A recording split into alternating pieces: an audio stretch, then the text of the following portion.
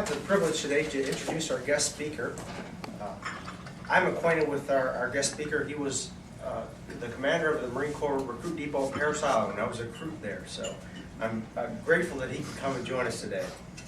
After graduating from the U.S. Naval Academy and the Basic School, Jack Klimp served as an infantry platoon commander, Company XO, and later as a company commander in Vietnam. He's commanded 2 recon companies, a recruit training company, a recruit station, an infantry battalion, as well as Task Force Mogadishu and Marine Force Somalia during Operation Restore Hope. Jack Klimp also completed 14 staff assignments, which included Central Command's Chief of Field Training and Exercise Branch, Chief Exercise Division, and also as Director of General Schwarzkopf's Joint Operations Center during Operation Desert Shield and Desert Storm. In 1993, while serving as commander of Task Force Mogadishu, he was selected for promotion to Brigadier General. Following his return, he commanded the Recruit Depot and Eastern Recruiting Region of Parris Island. His final command assignment was as Commanding General of Marine Corps Recruiting Command. As a Lieutenant General, he was Deputy Commandant for Manpower and Reserve Affairs. His post-Marine Corps career includes service as Senior Vice President and Director of the New York region of Phoenix House, a nonprofit substance abuse service organization with treatment centers and educational and prevention programs throughout the United States. There he was responsible for supervising the treatment of about 2,700 addicts. In 2005, he was appointed as president of the Gas Appliance and Manufacturers Association, or GAMA, which represents manufacturers of appliance components used in space and water heating, commercial food service, and in power generation. There he led GAMA and the Air Conditioning Refrigeration Institute, ARI. He led a merger between the two, starting with only 33 members in common.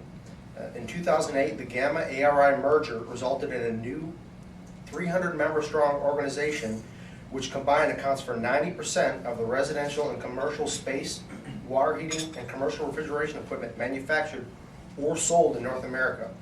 He also served as CEO of the new entity, AHRI, which remains the largest trade association in the nation.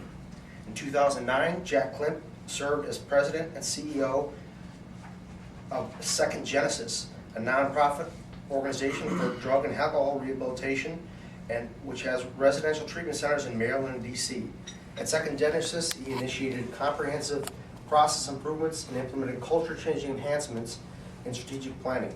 He lives in the D.C. area with his wife Catherine and his daughters Ashley and Libby. Lieutenant General Klimp joins the D.C. chapter of the National Marine Corps Business Network to share with us about how his Marine Corps leadership experience enabled his post-military successes in nonprofit and for-profit enterprises. General Klimp.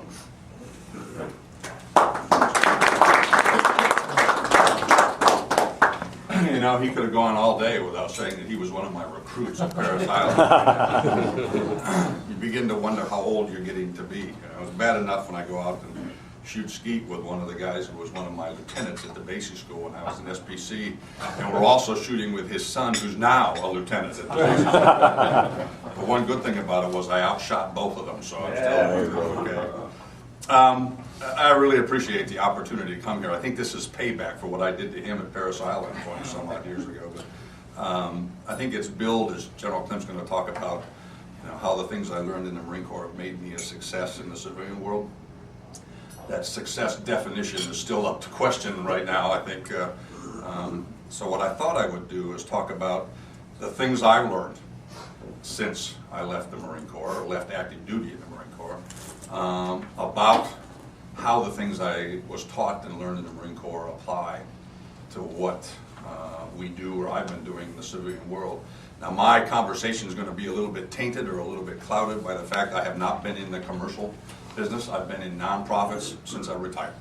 And so it's a little bit different, and my experiences are driven by that. But there are probably about 4 things I like to talk about, and I'll try to get them done in the 20 minutes here. If not, just shut me up and I'll sit down. But causes, leadership, people, and persistence, I think, are the 3 or the 4 things that I like to get across to you today.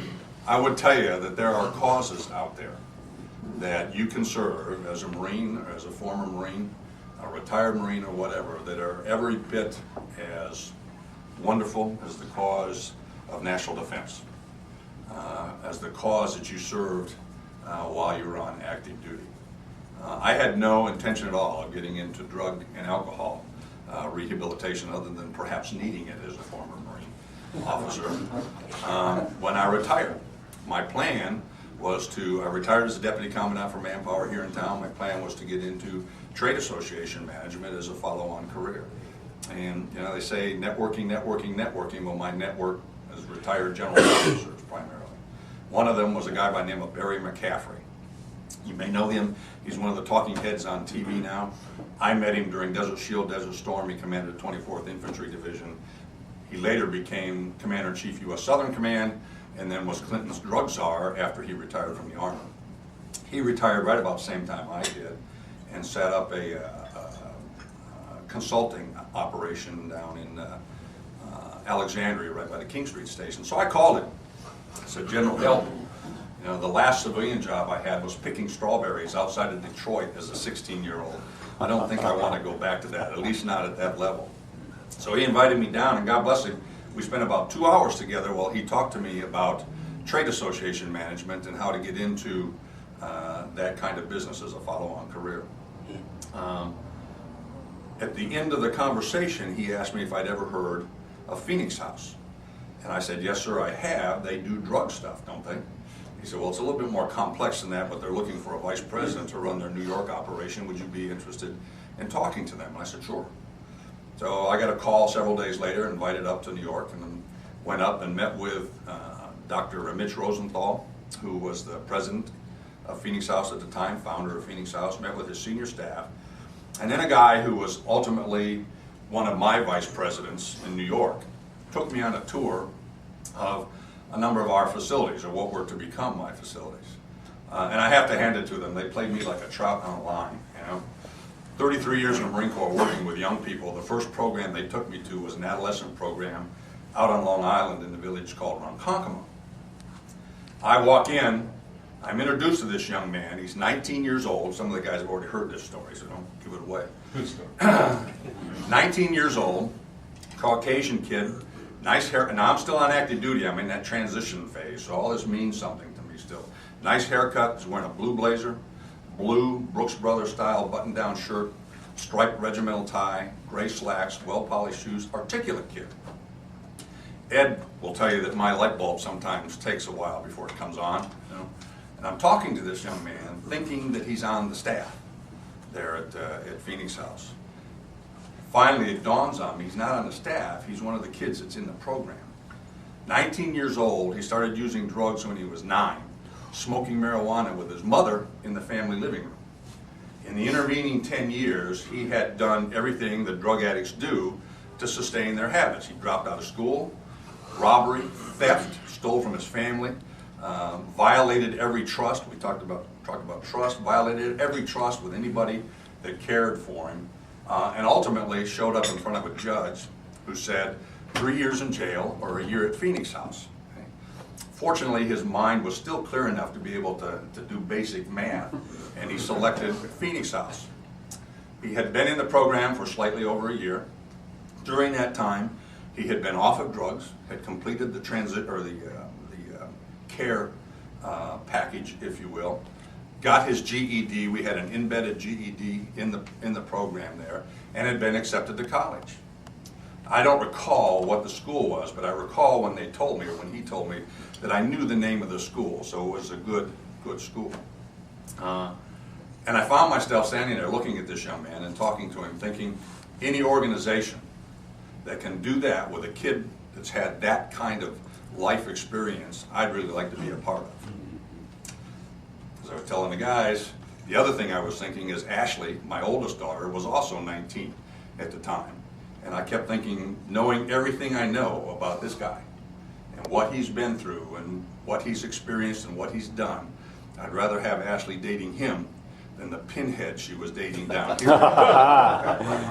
Don't tell Ashley I told her. So that's how I got into drug and alcohol rehabilitation services. The other question I'm asked frequently is, why do you keep coming back to it? And it's another story. Phoenix House